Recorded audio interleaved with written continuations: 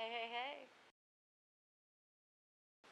Throughout my hair loss journey, my lowest point um, would be would have been right when I started the Women's Hair Loss Project. It was a point that I had found myself unable to leave the house anymore.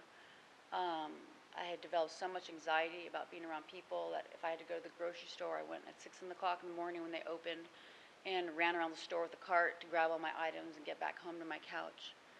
I was unable to actually live any type of a life, and I was so depressed um, um, and alone, and I, um, I just actually felt there was no life. I actually felt like I will never actually have a chance to have a life.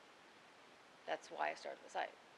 It was my own hair, maybe not for everybody, and although I know it is for a lot of women, was literally my identity. Like I said, I had zero self-confidence anyway growing up about anything, just my hair.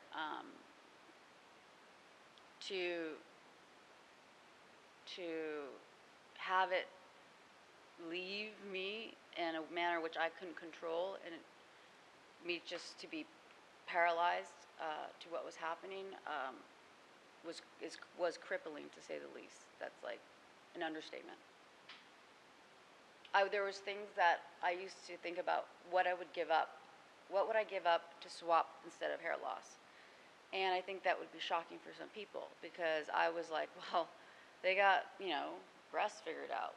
Okay, I'll give my breasts if I can get all my hair back. I mean, these things sound ridiculous, I know, but when you're dealing with hair loss and you're trying to like make concessions or deals or whatever, you're trying to figure out what would you sacrifice. At one point I was like, I'd give up a kidney.